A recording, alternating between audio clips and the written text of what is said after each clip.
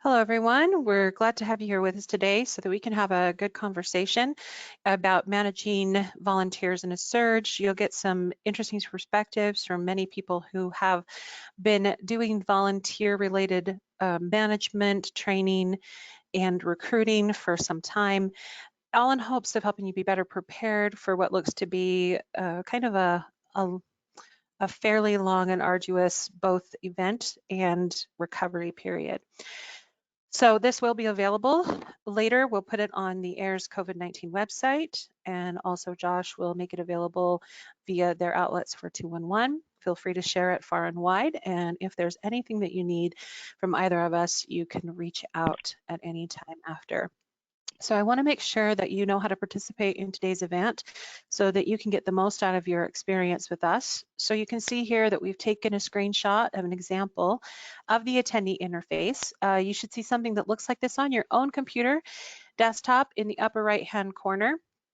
You're listening in using your computer speaker system by default. If you'd prefer to join over the phone, just select telephone in the audio pane and the dial-in information will be displayed during the presentation. The control panel may sometimes get in the way of some of the screens, in which case there's an orange hide control panel button on the top left-hand corner of the control panel. Clicking that will push the panel to the side, and clicking it again will bring it up. The audio for this presentation just goes one way. You can hear the presenters, but we can't hear you. However, on your control panel, you will see that you can type questions to the presenters. You may send in your questions at any time during the presentation. We encourage it. This needs to be conversation-based, and we want to make sure that we're answering your questions for the purposes that you are here today. We will collect these and address them during the Q&A session, throughout, and at the end of today's presentation so that you, or if that doesn't quite work out, we'll make sure we send you an email. All questions will be answered. A recording of this presentation will be sent to you shortly after the event ends, and this recording will also be available on our YouTube channel, AIRS Place later today, as well as on the AIRS Learn site, as I mentioned, on the COVID-19 page. That recording will also include a downloadable version of the presentation you will see today. Also, if on the COVID-19 page, you'll see materials related to the guide that this is transferred from, and also materials from both United Way of Salt Lake and United Way of Abilene, two of the ladies that are going to be with us today presenting about their experience with volunteers. So like I said, you can send questions to myself or Josh after. We will do what we can to answer those questions. But in the meantime, I would really like to introduce you to the awesome people who are giving their time today. So we're going to turn on some webcams. You get me first. I'm Kiara Cameron Wood. I am the AIRS Director of Training and Learning. And in this case, I think some of the important things that you probably need to know also are, well, first, I'm located in Utah. It's nice and sunny, getting warmer here, which is great. I also have a history of volunteer coordination, which I leaned on heavily for this, and also as the former general managing director of United Way of Utah 211 at United Way of Salt Lake. I've had another former teammate of mine join us to talk a little bit about the program that we put together as part of an agreement with the state when they give us ongoing funding. So leaning on those things is important for this. I also would like to see Josh's face. Josh, can you turn on your webcam? Josh, do you want to say a quick hello and give an introduction and part of your history, and then we'll move to our three guests. You bet. Thank you so much. What a great welcome and opening, Kiara. Thank you so much for this opportunity. And greetings to everybody participating today. We're very excited to have you and discuss some of the activities around managing and working with volunteers, especially during the surge or during a disaster. I come to you from my day job at United Way Worldwide, where I'm the Director of Network Operations and Performance, but I also serve on our State Commission on Volunteers as a commissioner with our Governor's Office on Service and Volunteerism. I was also a commissioner for the Utah State Commission on Volunteers a number of years ago. I chair the board of directors for our Maryland Nonprofits Association. What I'm trying to get at and all that is I love volunteers, and I believe they are the lifeblood of most of our work. Our professional and paid staff are critical to the service delivery, but our volunteers can amplify the amazing work that we do. And it's because people volunteer whether they're paid staff saying, hey, I volunteer to step up and do something more, or a non-paid individual that shows up at your organization to give their resources and time. All of those things, that spirit of volunteerism is critical to the success of nonprofits. And like Kiara, I've managed volunteers obviously in my day job, in working with my 211, but also on a macro level scale, looking at how volunteer programs are run across not just our state, but also across our country. So thank you. Thanks, Josh. Josh will be facilitating with me today. You can keep your face Okay, up. it's That's on. totally fine. Just Um, stay, just stay. All right, I'm gonna have another face come up. Sandra, do you want to join us? Hello. My name is Sandra Carpio. I am the 211 Director of Operations for United Way of Salt Lake. I'm in Salt Lake City, Utah also. Wait, not also. We're I'm in Salt close. Lake We're City, about 30 Utah. miles apart. Yeah, our Yeah. network is fine. And I've been working with volunteer recruitment and training for about 5 years. Well, not myself specifically, but our 211. And so some challenging things that we ran into. Sometimes, when you train somebody, especially if you trained them 5 years ago, like how do you stay connected with those volunteers, and how do you, so just kind of making sure that you maintain engagement, so you can, call on them when you do need them. Also, training takes a lot of time and effort and resources. So how do you kind of manage that? So those are some challenges that we ran into. And then if I was going to say it was 3 tips. Mhm. Um, for Or 3 us, things you've learned. Yeah. 3 things that we've learned. Okay, so I would say using technology to help maintain a connection with volunteers, but also in reducing the costs of training. So for example, like offering e-learning training, ongoing e-learning training for those that were trained in person initially. So it's a good way to stay connected, but it's a good way to maintain training without so much cost. Be clear of their role. So when you're building that training, when you're training the volunteers, just kind of be very clear about what their role is. And so as you build that, you're doing it with that in mind. And then the last thing is like recruitment. So recruiting United Way staff. We've reached out to several United Ways in the state of Utah and trained their staff, and then our own United Way staff, and then also reaching out to family and friends of your staff members. They're also excited about this work and want to be part of it, so this is a good way for them to do that. Yeah, I was going to say, when you mentioned that before, I think that was one of my favorite in-person trainings that we did. We did the first one before I left, and doing a family and friends training was a lot of fun. And a lot of Yeah, people have still asked for that training, so it was yeah, super successful. And the individuals that want to like ask about it are the ones that came to that training, so it was a very successful training for sure. that's cool.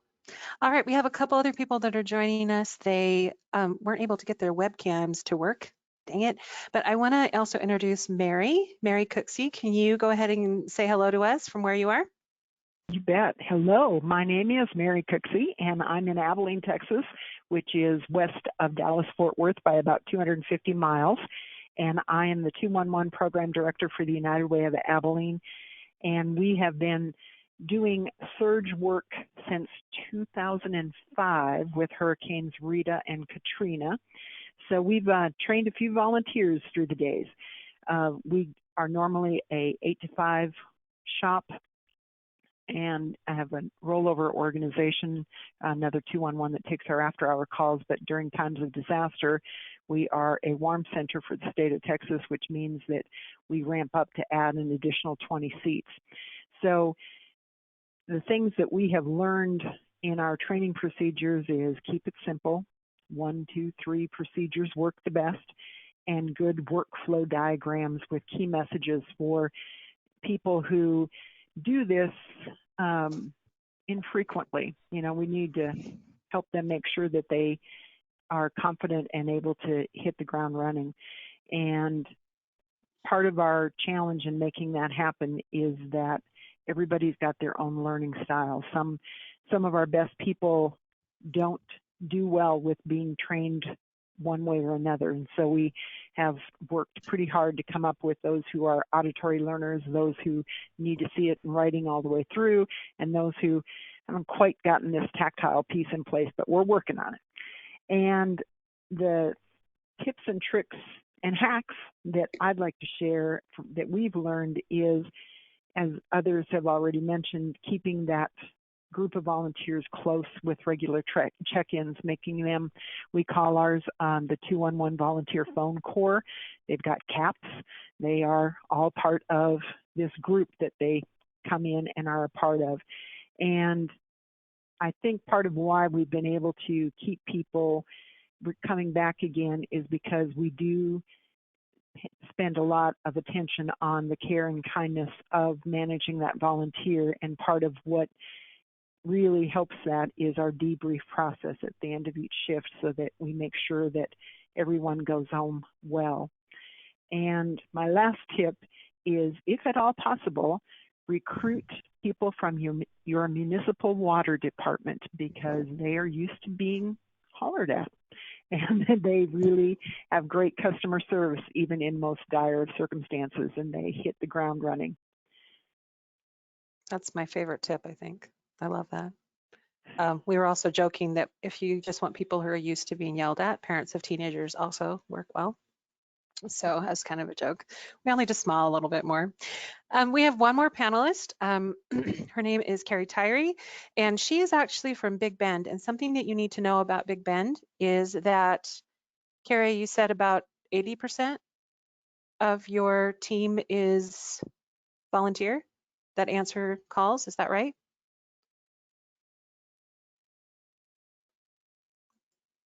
Carrie?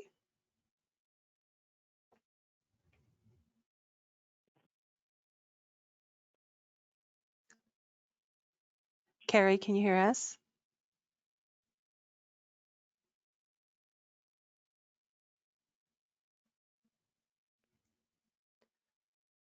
Okay, we'll give Carrie an opportunity to do her introduction, give her a chance to figure out her, oh, is she there now? Can you hear me? Oh, there you go. We found you. Good, So good. Carrie, is that right? 80%? That's correct. About 80%. We have at the moment around 50 to 60 volunteers. Some are still going through the training process, and we have, I guess, about 18 paid counselors, part-time, full-time, half-time. So it's about 80%. And So, go ahead. Oh, I was just gonna say, we've asked Carrie especially to join from the perspective of just that amount of volunteers and the training and the managing that's involved with that. And so her introduction will, and her view will focus a little bit more around someone who does this constantly, right? Like all the time. So why don't you go ahead and move through those Sure. different, like your challenges and those things. So I'm joining you from Tallahassee, Florida. I'm the director of hotline programs, but I did start as the volunteer coordinator 20 years ago next month, I believe. I'm with 211 Big Bend.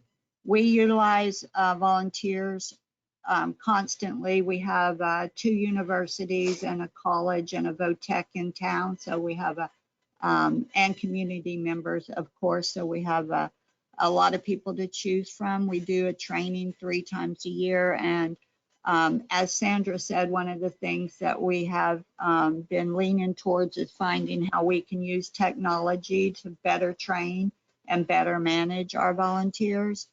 One of the things that is a challenge, though, is balance, trying to find a balance between not overusing a volunteer, especially if they happen to be one that says yes a lot. We have to make sure that we don't go to that volunteer too much, and because there is burnout in these jobs, as you know.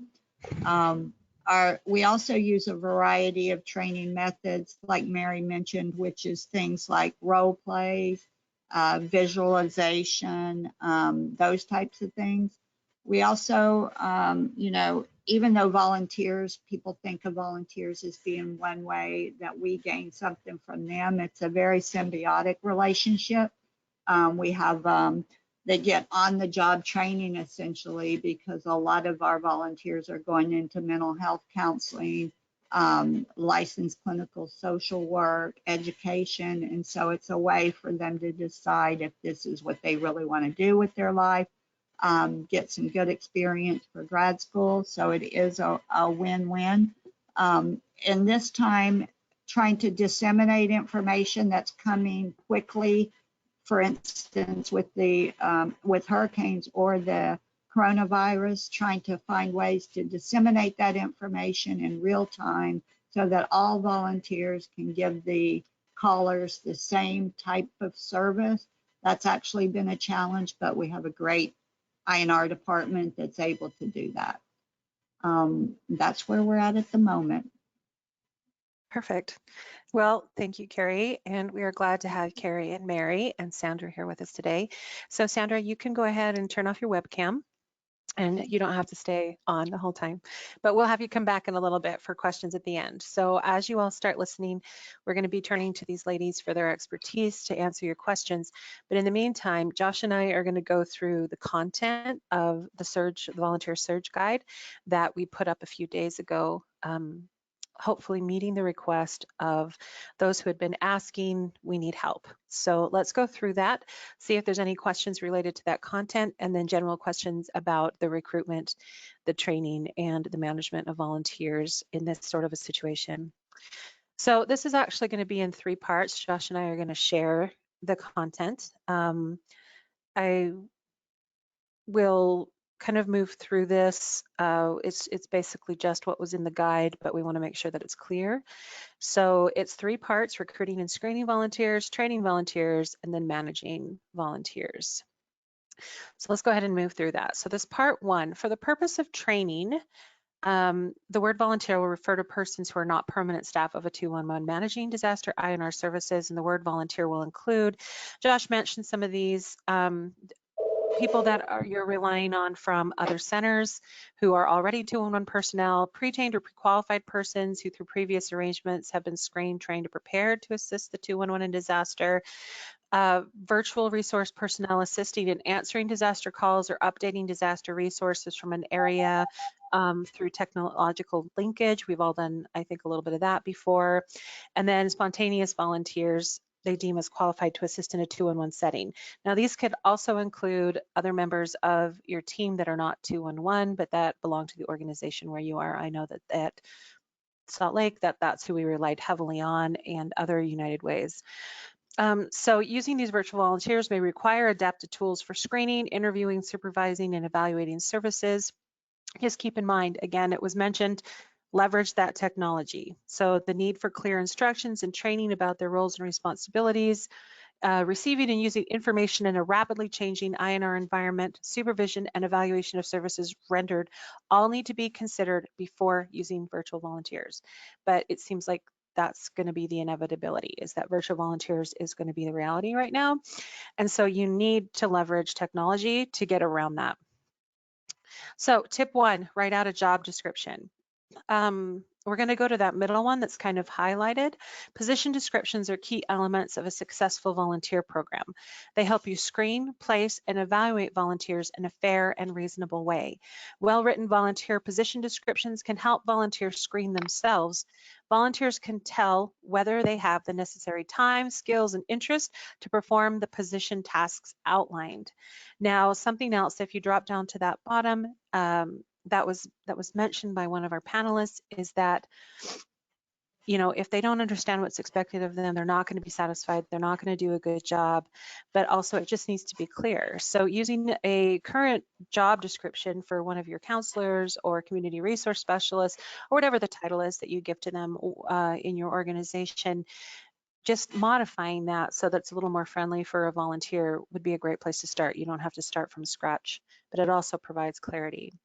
All right, Josh, you want to talk a little bit about this tip about recruiting for ability and not availability?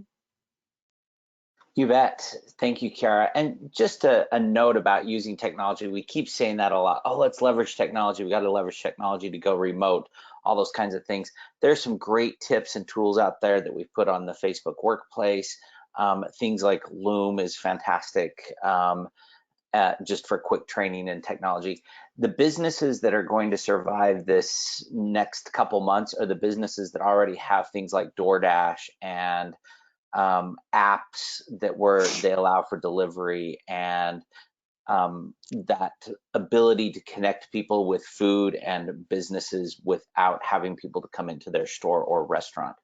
We need to do the exact same thing. This is a wonderful opportunity to assess who we are as an organization and your nonprofit, to say, oh, can we actually work remote?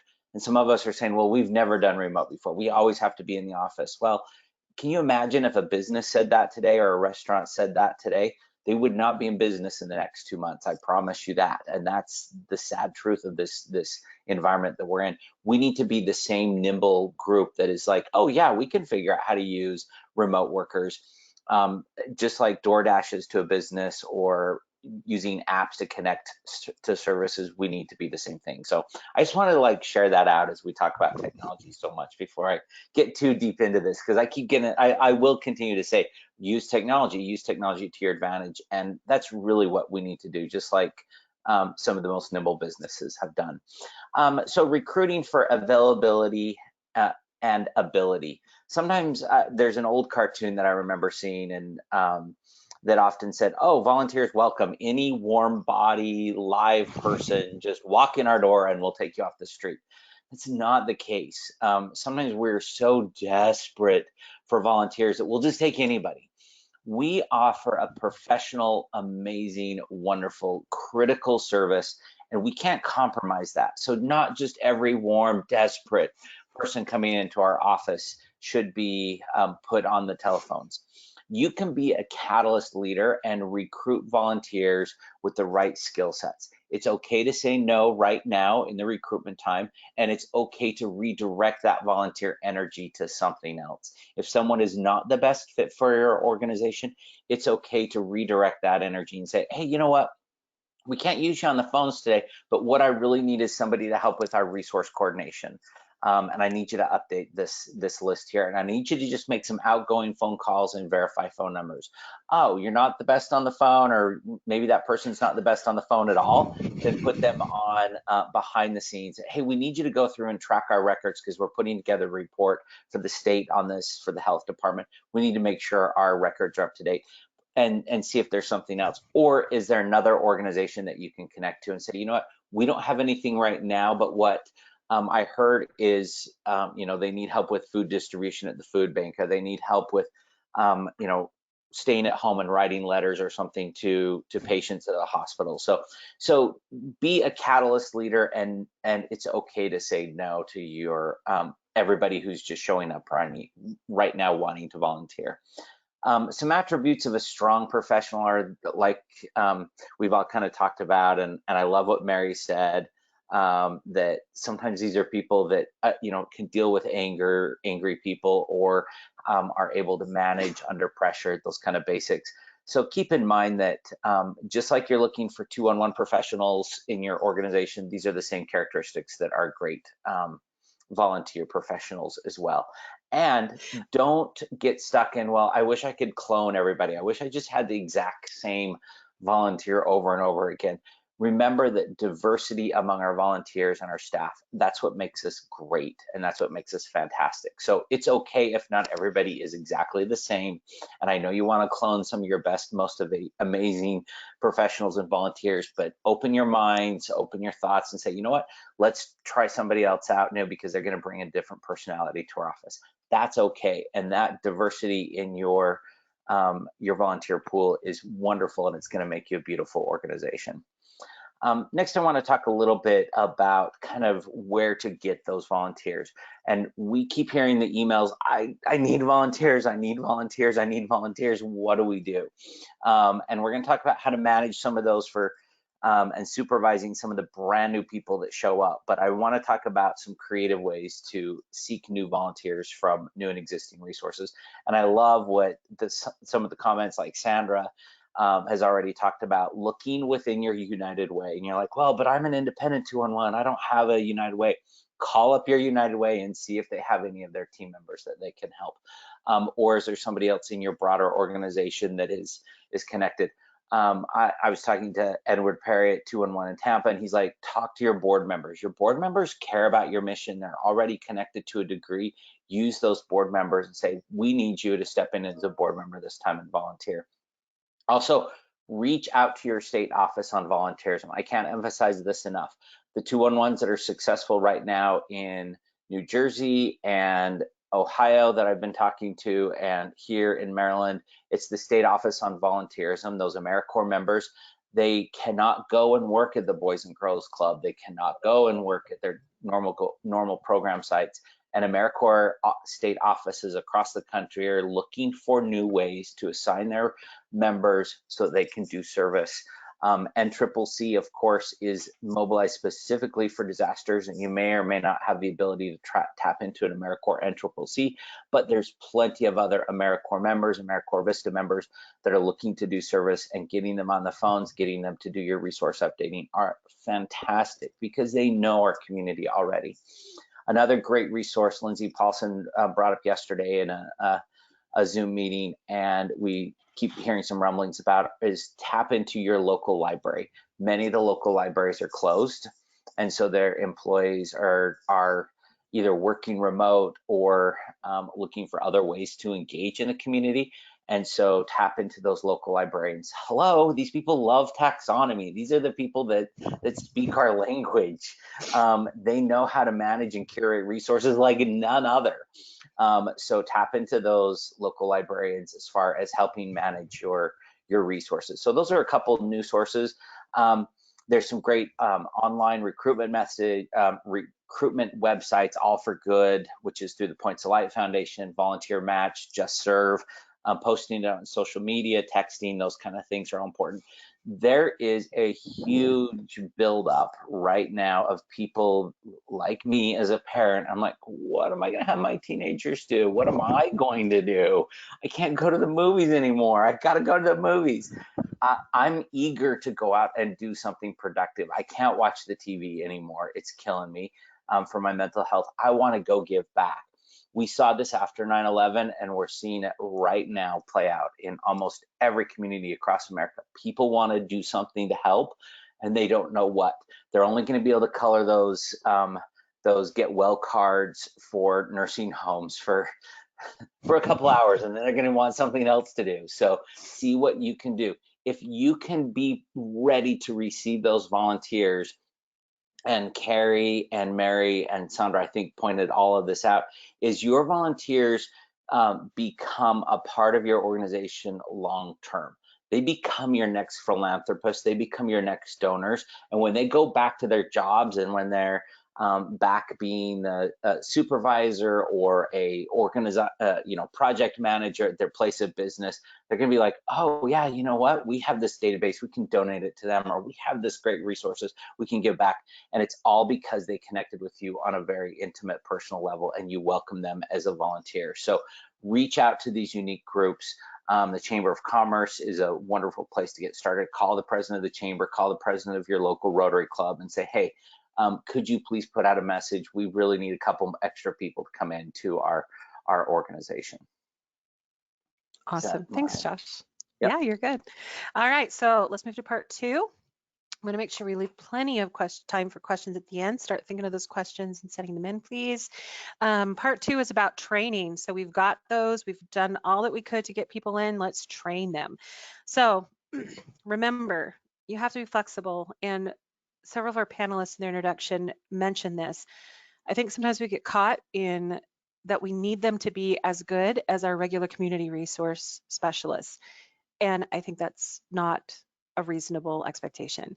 You need to simplify the expectations, you need to simplify the processes. And I was actually thinking a lot, Sandra might talk about this a little bit later, but when we started doing this training as part of our state requirement, we tried to do it very similarly to the way that we would normally train a regular specialist, and it very quickly got overwhelming. And for the people that we're trying to train, it was very confusing. And so I think you have to remember, it doesn't have to be the same level that it always is. So come down to the kind of the bottom and you'll see something there that's really important. So change your expectations. This is the time to go from absolutely fabulous to good enough. Be patient and calm with your volunteers. So I would say kind of keep that in mind. You need to be flexible. When designing your training, you need to plan on only having 1 to 2 hours as opposed to for this surge type of training. I know Carrie will speak a little bit to the training they do is much longer, but for this type of surge training, you are going to have to teach them in 1 to 2 hours what you want them to know. And so the way to think about that is you have to prioritize. In the same way that you help those who call in, think about what's most important in the list of their needs. You may not be able to hit everything, and so you need to really think about what those basics are. So here we actually have a suggested outline, keeping in mind that if you have that hour with just these 5, that's less than 12 minutes per topic. So you can't make it long, you can't make it involved, you have to keep it simple. So just do an orientation, teach them how to answer the phone using your telephony system, go over the basics of the INR process, which is rapport assessment clarification, INR provision and closure, 4, searching for and retrieving information, and then 5, logging the call. Josh was very helpful in that at this little tip. You can use free tools. Some of you already have tools available to you in your organizations, like maybe Slack or Asana or something like that that could help you get that out. Google Docs even, or Google Chat, Hangouts, lots of options, Zoom. But there's also this one too, which is a free tool, loom.com, and you can provide that training remotely.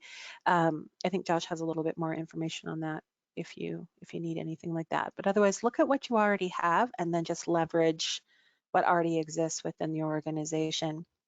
Another thing to remember is that as you're training, refer frequently to that job description we talked about in the first part. Don't train people on something that they're not going to be doing, and make sure that the training is aligning very clearly with that job description. So orientation, we're going to talk through those 5 pieces. The orientation, volunteers will be more confident if they have clarity, so provide it.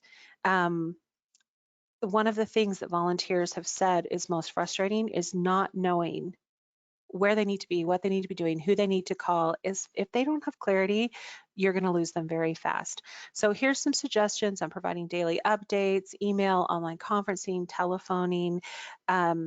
Make sure that orientation is including the community resources, the nature of the incident, agencies in place to provide some of those things. And here is a sample orientation checklist. Now you'll notice that as with most thing AIRS related, can I just tell you that I haven't realized how much I'm touching my face until I have the webcam on. Now I'm like, oh my gosh. Okay. Add to, modify, or condense these items depending on your organization's culture, capacity, policies, protocols, and procedures. Don't do anything that is outside of what you normally do. Maybe simplify it, rein it back in, prioritize it, but don't create anything new. That's just going to make everybody upset. So, especially on the fly like this, like if you've had the opportunity before to create something new that works better for your volunteers, great, but don't try to create something on the fly. I think I went way too many, way too fast, and I don't even know how that happened. What happened? Oh my gosh, all the way back. All right, so there's a sample orientation checklist. You can see that. I'm not even going to run through it. I have no idea how I just ran through all of those, none. Next, you're going to teach them how to use your phone, answer the phone using your telephony system. A lot of people use software to answer their calls, and not a lot of people use software to answer their regular calls. And so that's kind of a whole new experience, right? Like how to take a call, how to pause the call, how to put a call on hold, how to mute it, how to transfer it, how to end it, how to put themselves into an unavailable code if they have to step away so they don't keep getting calls. It can be problematic if they're sending them to their cell phones and it goes to their voicemail. We found that out the hard way too. So make sure that they have that you've got those logins set up beforehand. You can use either specific logins for those volunteers, or you can use generic logins, like create like volunteer 1, volunteer 2, whatever works best for your policies and procedures and protocols and your capacity. I mean, that's a huge thing. Number 3, basics of the INR process, rapport assessment clarification, provision and closure. Don't recreate your wheel. You should already have these in place, like you really should. Just pull it out of your existing training, make it part of this training, simplify it. And here is just kind of a quick simplified circle of how those all work. So everybody should have these, but I'm just gonna pop through them really quick. Rapport is the beginning, the contact, establishing a good relationship. Make sure that you teach them your acceptable greeting. Hello, thank you for calling Anywhere INR. This is Kiara. How can I help you? Like, they should be answering the same as everybody else. So make sure that they're doing that. Make sure they know how to be bright, how to be welcoming, those sorts of things. The assessment, just remind them to listen carefully, ask questions, and then try to be calm and empathetic. Clarification, just paraphrase, again, ask questions. I think a lot of people are surprised to find out how much question asking is involved in doing information and referral. It's mostly question asking. INR provision, we're going to dig into this a little bit later because it does potentially cause some complications because INR software is a little terrifying. Taxonomy is definitely terrifying for people who don't live in it every day. So it's just about finding the referral, giving the right information, and if you don't have something for them, help them solve the problem. Closure, summarize, and then of course the final contact and the invitation to return the call if needed. Again, whatever is your accepted or common closure, which is thank you for calling Anytown INR.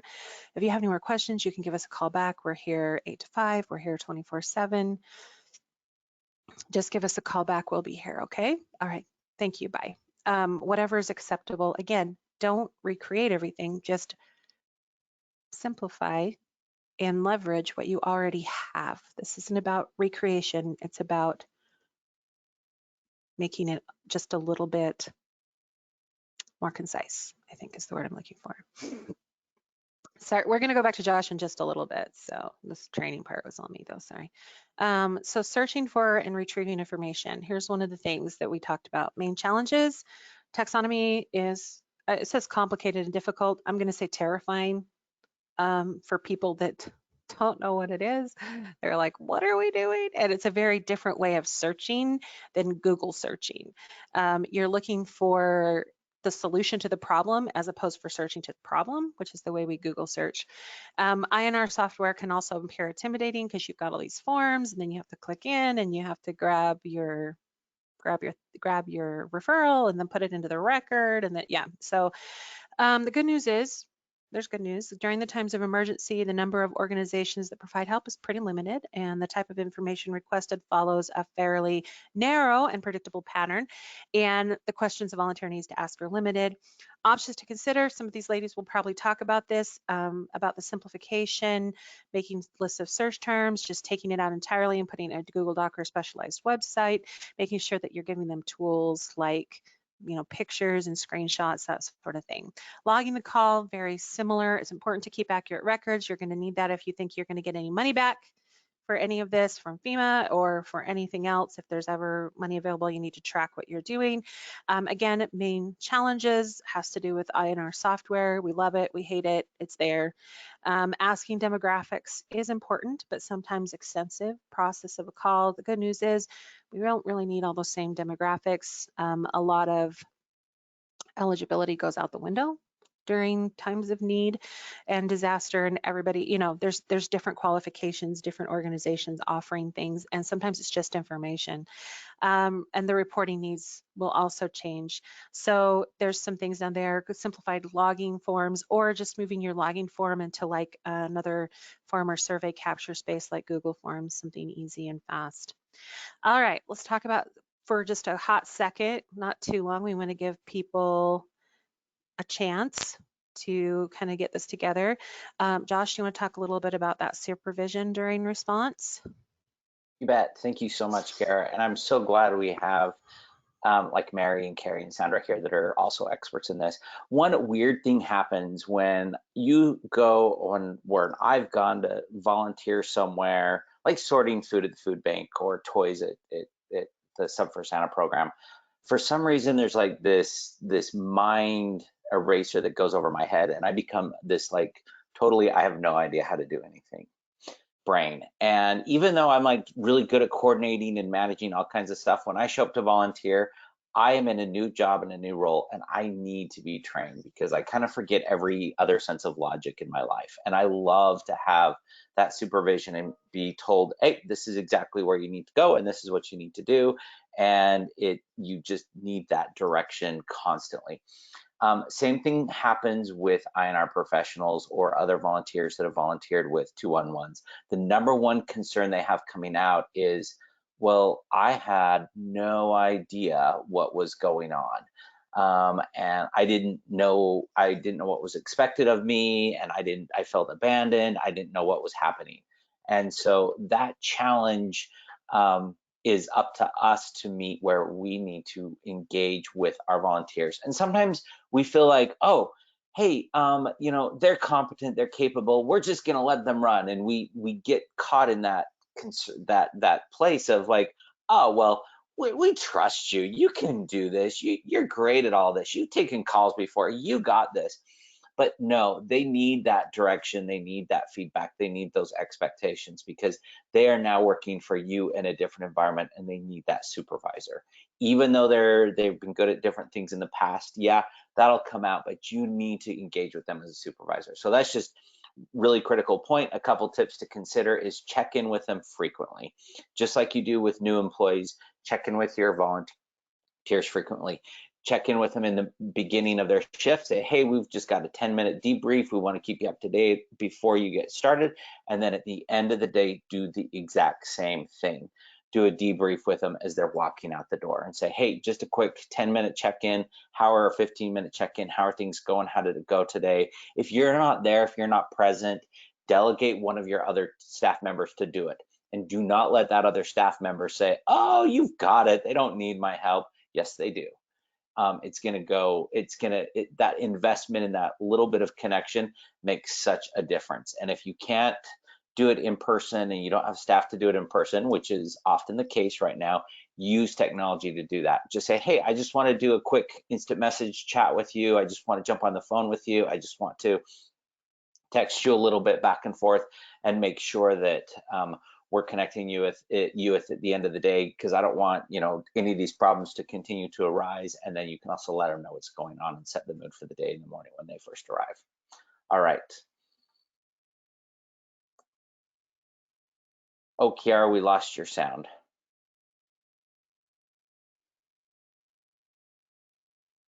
I can unmute myself. That would be There good. you go. Suggested communication. The first thing is this is actually I guess it's a Josh Patterson quote.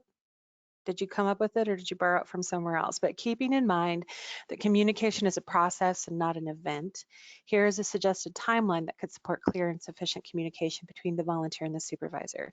So we gave you something kind of checklisty just for your benefit, but also keep in mind it's just not a one-time thing. So here's some suggestions about throughout day 1, end of day 2, end of day 3, and end of service, and making sure that you're providing sufficient feedback. Whoops, and I'm on the wrong click. Okay, so here is a simplified form that is just a suggestion, but you can see like it's measuring some of the same things that you would typically measure for a regular community resource specialist that's well trained and that you're evaluating, but you're kind of minimizing again, making it more concise. You can just put, instead of like the scores that you usually do in a more complicated, what are those called? Quality, oh my gosh, quality monitoring forms. Wow, okay. You can just Quality simplify and indicator. use this. Yeah, thank you. Yes, on quality, yes. Okay, quality, we're minimizing quality and bringing it back down. So recognition, and then we have some questions that are coming up. So we're going to turn to our panelists and have them come back. So Josh, you want to talk about recognition just for a quick bit? You bet. So one thing I practice is thank you ×2. And this is something that I've learned, where if you say thank you to somebody and then you ask them a couple weeks later, hey, did they thank you? You probably don't remember. You're like, yeah, maybe. But if you practice thank you ×2 and think of 2 separate ways and instances to thank your volunteers, they're going to remember, oh yeah, I was totally thanked. So thank you. 1, maybe thank you so much for coming in today. Thank you for calling. Thank you for your interest. Thank you for you know, that verbal thank you when they are in the place and walking around. But do that thank you times 2, where you pick up the phone a day or 2 later and say, hey, I just want to thank you again.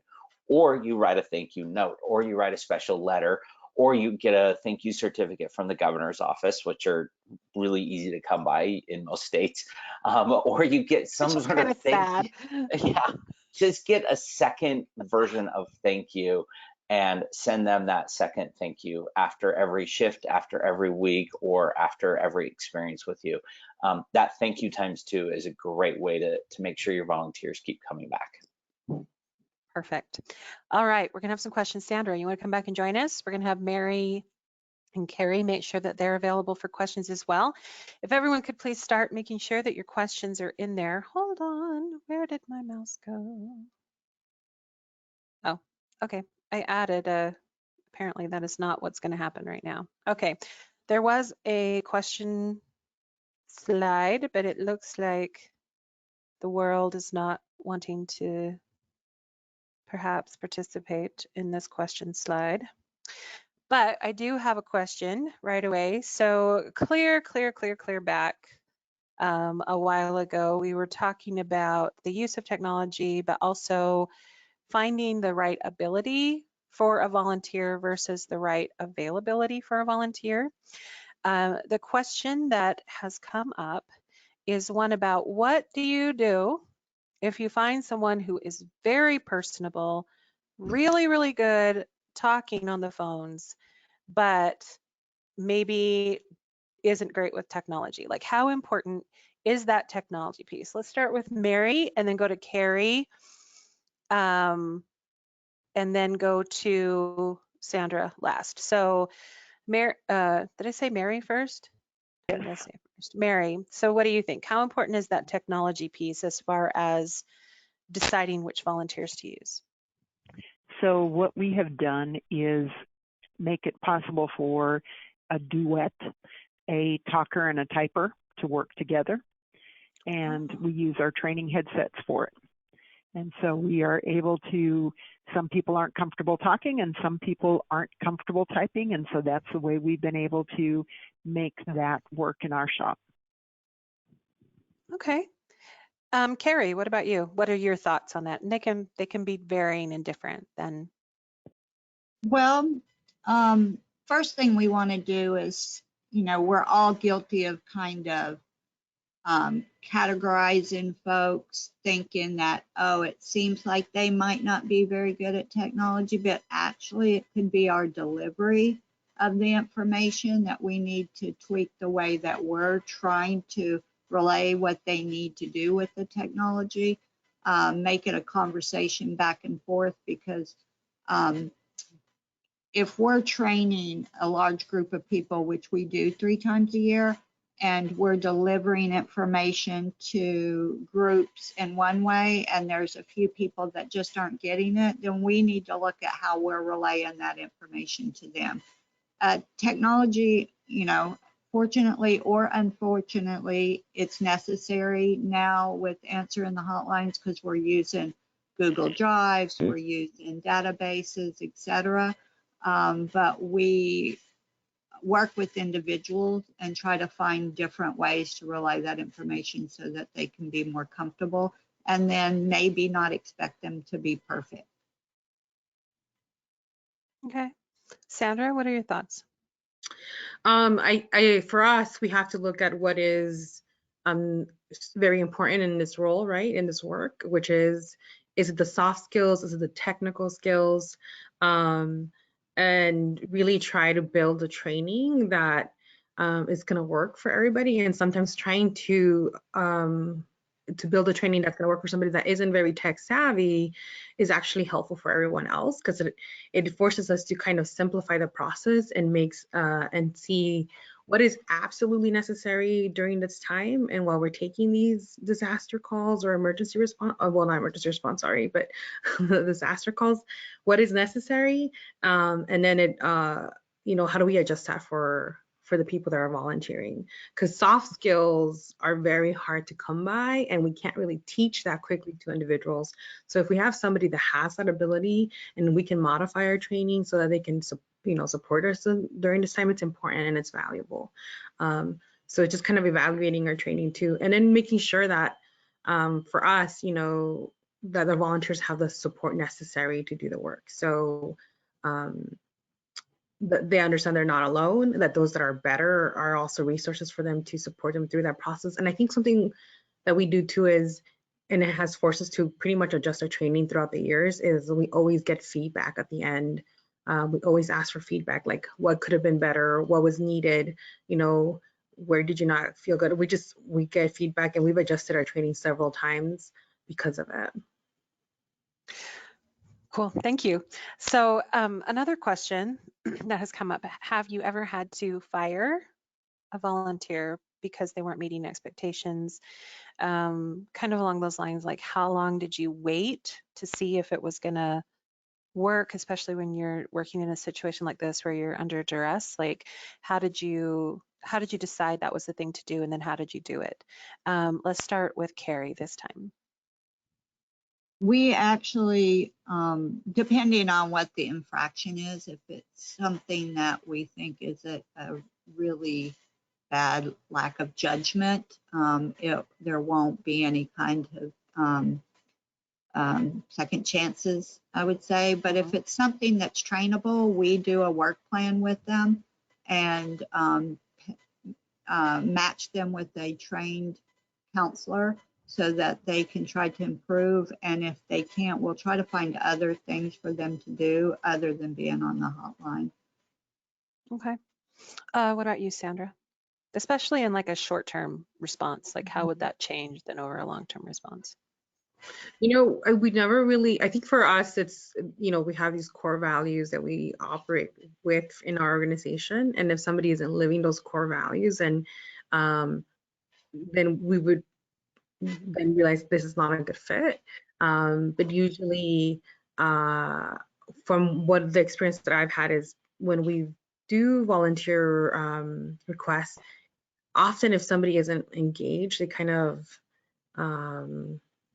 or isn't really interested in volunteering, they kind of just, I don't want to say weed themselves out, but that's what's coming out of my mouth right They just now. quit coming.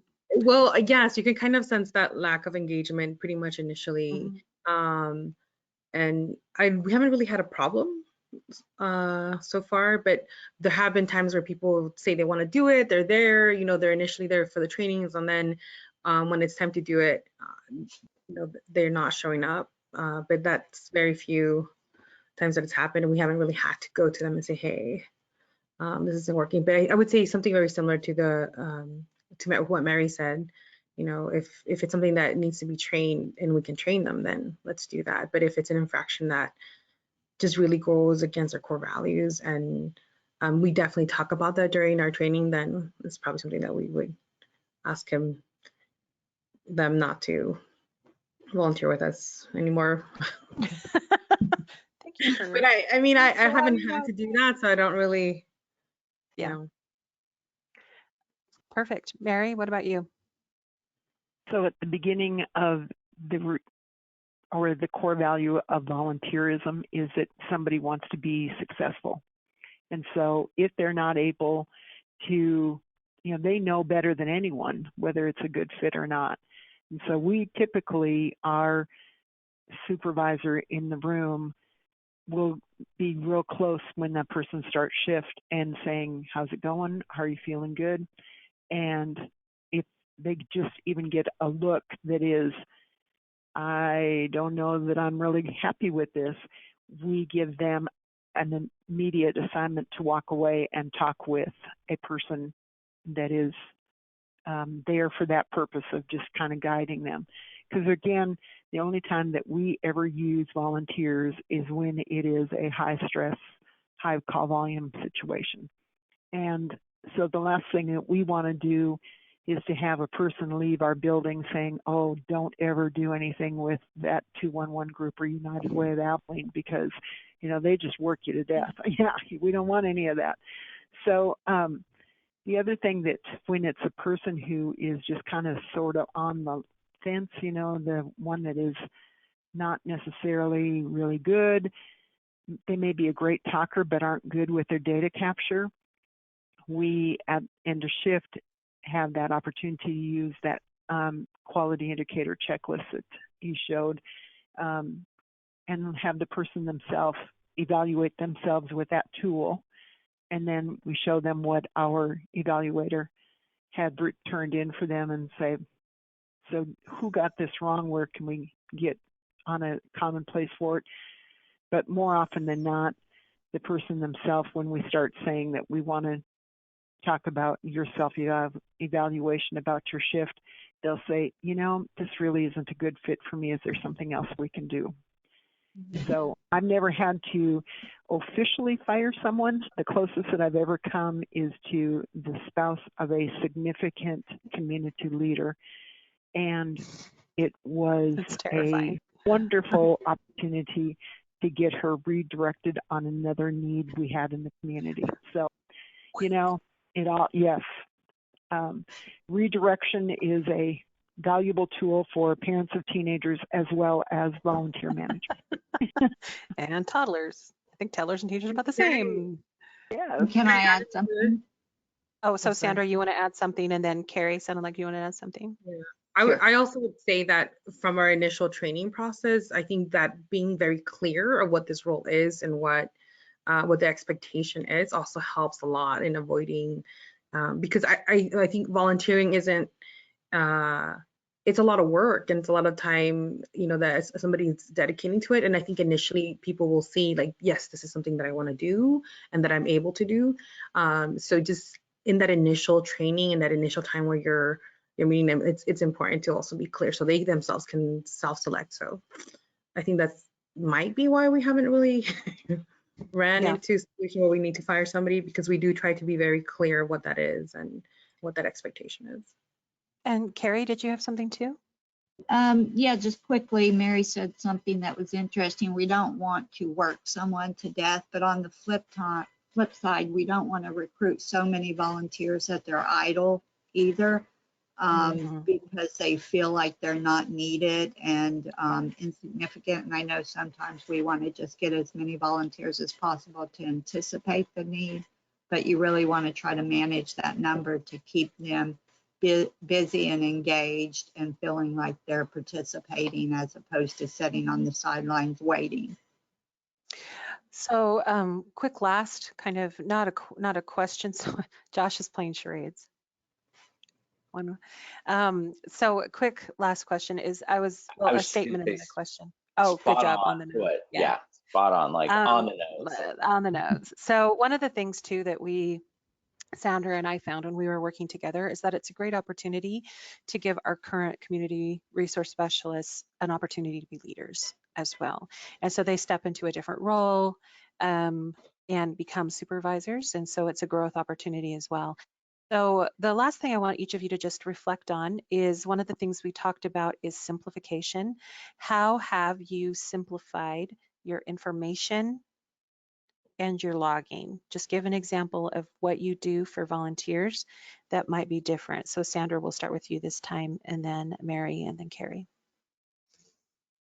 So whenever we've been activated to respond and surge with volunteers, we talk to the organization that we're helping. Like, what do you need from us? Like, what do you need us to be able to capture within those interactions?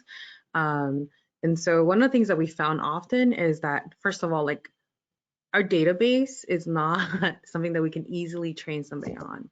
Taxonomy is not something that we can easily train somebody on. And then so do we ask ourselves, is that necessary?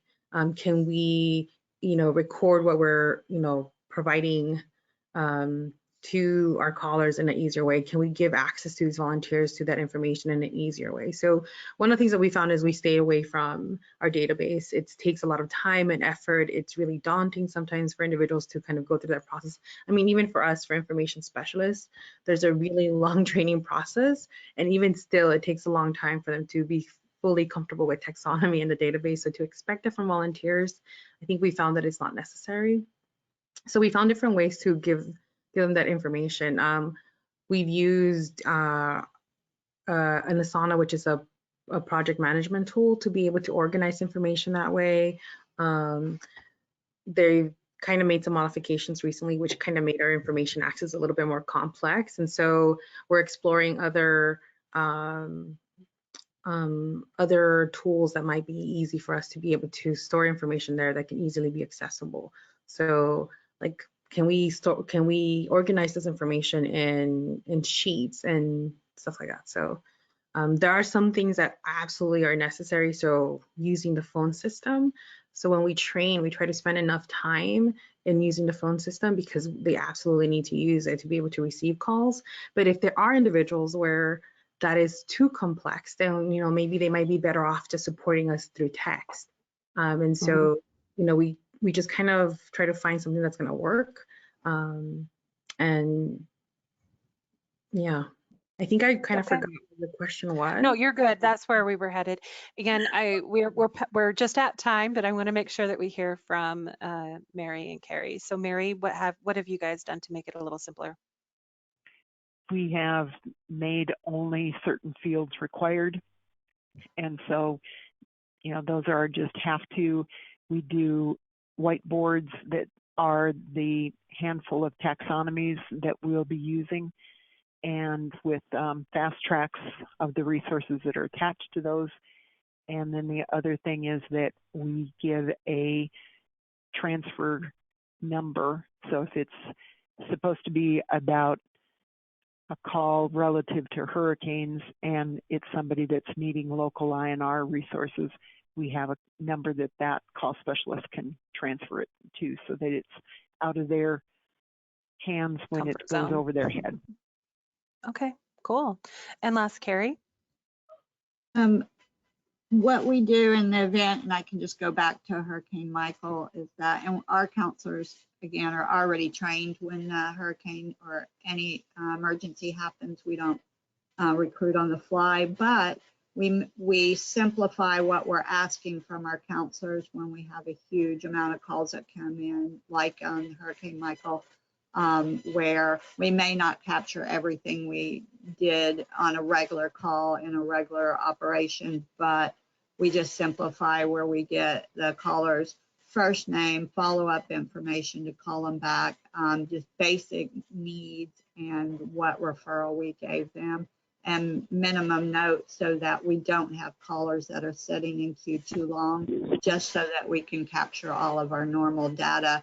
Our goal is, after all, just to help the callers as many as we can, as thoroughly as possible. Perfect. All right, ladies, thank you so much. Josh, thank you for facilitating with me today. I hope this has been helpful for everybody. It will take about an hour for this video to process, and then I'll get it up and out as soon as I can through different different sources, different venues, avenues, whatever. I think I need lunch. That's where I think we're headed. So you guys have been great. Thank you so much for your time today, and good luck, everybody. Thank you. Bye. Thank you. Thank you.